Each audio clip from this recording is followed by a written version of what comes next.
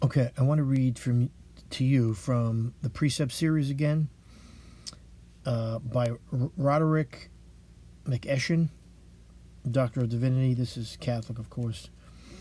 Associate Professor at the Catholic University of America. And this is from a very, very long time ago, 1916 to be exact. So this man is long gone. But anyway, this is chapter 4. I did 3 videos on the other chapters. So this is chapter 4, Sins Against Faith. There are sins of omission against faith. To neglect to learn the truths of faith is a sin. To fail to do what faith teaches is also a sin. There are sins of commission against faith. To do something forbidden by faith is a sin. There is also a sin of excess against faith. To believe in superstition is a sin of excess. Then there is the sin of defect. This is the sin of unbelief. A person sins against the faith by infidelity, heresy, and apostasy. Apostasy is when you deny that there's a God. It's like atheism. And heresy is, of course, believing a false teaching. Unbelief is the lack of faith. A non-baptized person is an unbeliever or an infidel. He has not the habit of faith. Heretics and apostates are also called unbelievers. Unbelief may be due to the fact that the unbeliever has never heard about the faith. It is then negative. It is not a sin, for it is not willful. Unbelief may be due to neglect. The unbeliever has the opportunity to learn about the faith, yet he neglects to do so. He feels that he should seek the truth. He has reasonable doubts about his own religious tenets. This is a grave sin of omission. Unbelief may be due to ill will. The unbeliever has learned the truths of faith, yet he refuses to accept them. He rejects them. This is positive unbelief. It is a grave sin of commission. It shows contempt for God's revelation. There are many kinds of infidelity, such as paganism, Judaism, which today we would call Talmudism, Mohammedanism, which is Islam, deism, which is really what a lot of the founding fathers were. They just believe in a God that doesn't interfere in human history, so to speak. So they don't believe in revealed religion. A deist. Atheism, which is denial of God.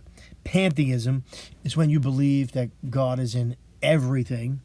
Like there's a million gods all over the place, and the tree and the rock, etc. Each represents a special form of error. Entirely to fall away from the Christian faith is apostasy, right? When you deny the faith, you deny God. A person, and by the way, we live in an age of apostasy. A person who has been baptized and abandons the faith is an apostate, right? You're denying God. It's close to atheism. Those who, from infancy, have been reared in heresy are not apostates. Only those who have once professed the faith can become apostates or heretics. Excuse me. It is not like Protestants are considered heretics. It is not necessary to join a religious sect to be an apostate. It suffices to leave the Christian religion. Hence, rationalists, materialists, and free thinkers are apostates. This supposes that they were baptized in the faith. Willful and persistent error against any article of faith is called heresy. None other than a Christian can become a heretic. To be a heretic, he must accept some false teaching. To be a heretic, a man must rebel against the authority of the church. He must refuse to accept the truths which she teaches. To deny one single doctrine of faith is heresy. However, it is not heresy to deny a theological opinion. It is heresy to deny a truth that is clearly contained in Holy Writ. That means denying what Jesus taught. Not if, like, the Pope has an opinion. You don't have to agree with his opinion. But to deny a teaching of Christ, that's a different story. It may be a truth that the church has never defined, yet it is heresy to deny it, meaning it's in the Bible.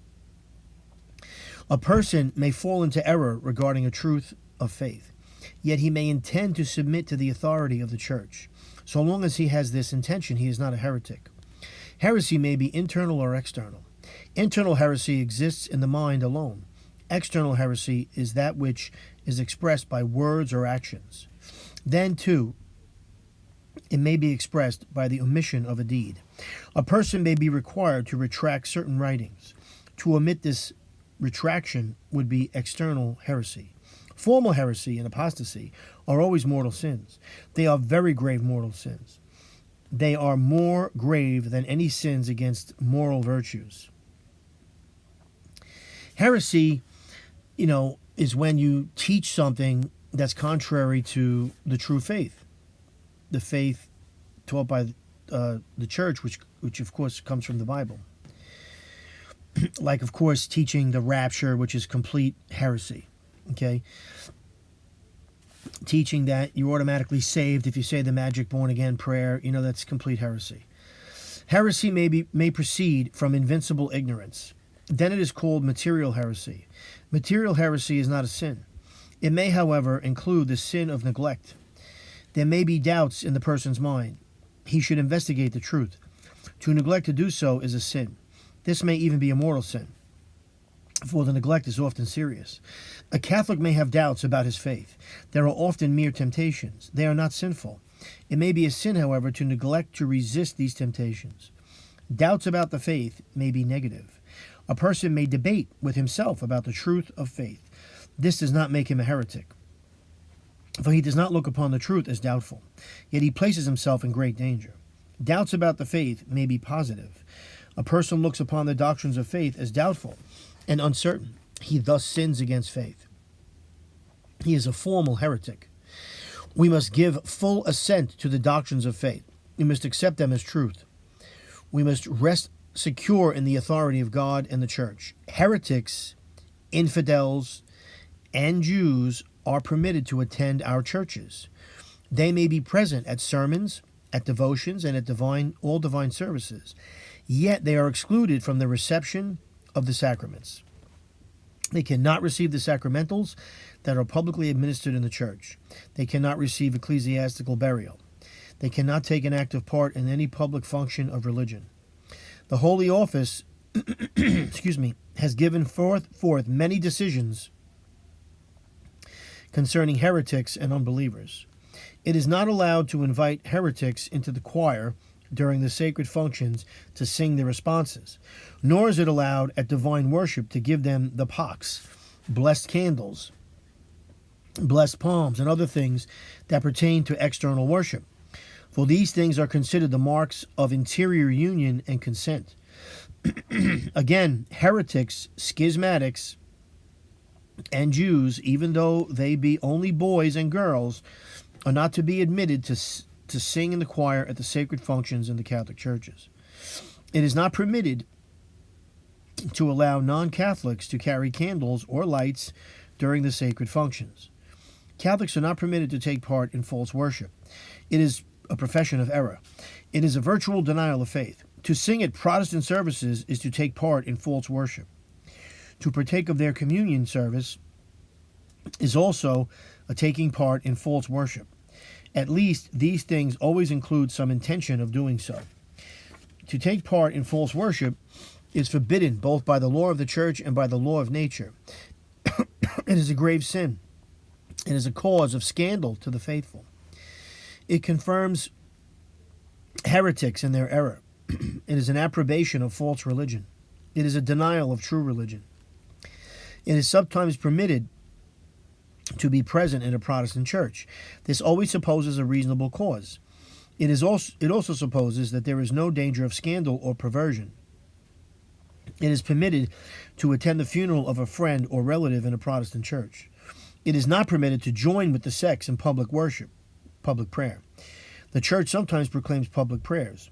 It is not allowed to invite the sects to take part in these public prayers, for their whole worship is considered heretical. We may indeed pray privately with heretics, yet we may not join in prayers that contain heresy. We may say the Lord's Prayer with them. We may say any Catholic prayer with them. Catholic parents should never allow their children to be baptized by a heretical minister. The father may be a Protestant. The mother may be forced to submit, yet she should never give her internal consent. Catholics are never permitted to act as sponsors at a Protestant baptism. Baptism, solemnly conferred by non-Catholic clergymen, is a heretical function. To act as a sponsor, then, would be to take part in false worship. It is not forbidden to attend the marriage of friends in a Protestant church. This is a mere material presence. There is no intention of taking part in Protestant services. It is not permitted to act as a witness at a marriage before a Protestant minister, nor is it permitted to act as a bridesmaid or best man, for this is a participation in a Protestant ceremony. Yet the minister may act as a civil officer. He may use only the form of marriage used by civil magistrates. There may be no religious ceremony connected with the marriage. Then, if there are good reasons, a Catholic might licitly act as a witness. Catholics are never permitted to contract marriage before a Protestant minister. The marriage would not be valid. Furthermore, the contracting parties would be excommunicated. Catholics are not permitted to attend an unlawful marriage of Catholics. Catholics may be obliged to be present in a Protestant church because of official position. There is no intention on the part of the authority to favor the sect, nor is there any intention of showing contempt for the Catholic faith. In this case, it is permitted to attend. A secretary or attendant of an official may be obliged to be present at Protestant services on certain occasions. There are special functions sometimes held in Protestant churches at which soldiers attend. It may be to honor some personage. For the sake of order, sailors may be obliged to attend such services. All these are but officially present. They take no part in the services. It is dangerous to faith to attend Protestant institutions and schools. The danger from non-Catholic institutions is spiritual. The spirit of indifference reigns there. The spirit of contempt for spiritual authority is rampant. The spirit of self-complacency in matters of religion is found there. Protestantism is an easy-going form of religion. It is a negative in character. It makes few or no demands on human nature. It imposes no strict precepts and obligations upon its followers. This is also enticing to human nature. Little by little, the spirit of indifference grows upon all that come in daily contact with these principles. Those liberal ideas make their impress, especially upon young minds.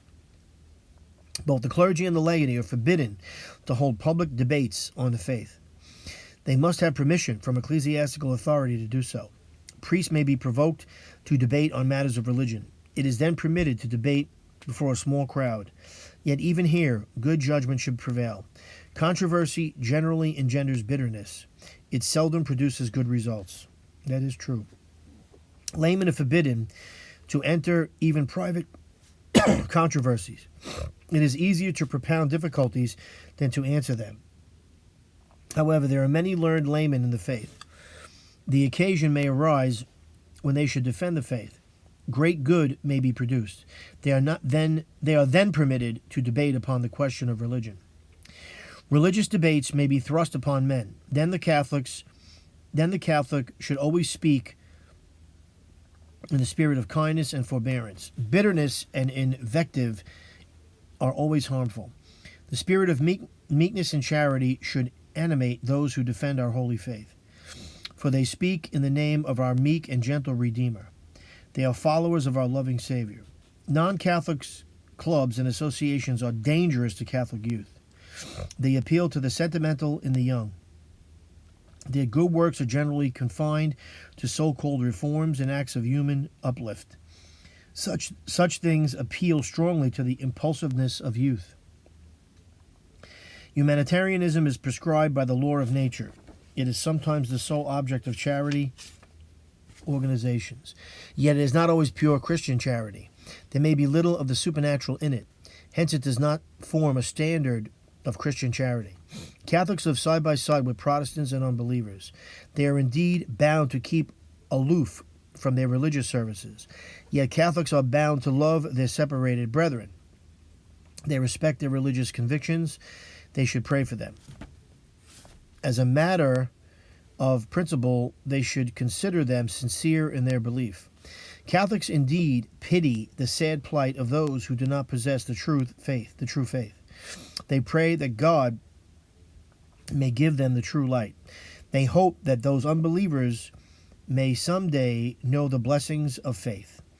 They trust that they also may enjoy that peace which the world cannot give. Faith is indeed a gift of God. It brings the blessings of heaven to earth. It elevates man upon the sordid world about him. Blessed are your eyes because they see, and your ears because they hear. For amen, I say to you, many prophets and just men have desired to see the things that you see, and have not seen them, and to hear the things that you hear, and have not heard them. Matthew chapter 13, 16, 17 are the verses. So this is this man's teaching of the faith and how we have to stick to our faith. I have defended our faith before Protestants. It is not enjoyable, but I am not going to stand there and let them malign Jesus' mother or the Catholic faith, because the Catholic faith is true. So I have defended the faith, but I'm not going to sit there and debate and argue, because it's incredibly negative when a person's mind is completely closed and they think that, because you're Catholic, you're a bad person, when really they should look in the mirror and see what's in their face, because nobody is perfect. But anyway, that's why I try to avoid debating. It's senseless. Anyway, hope you enjoyed that. Take care.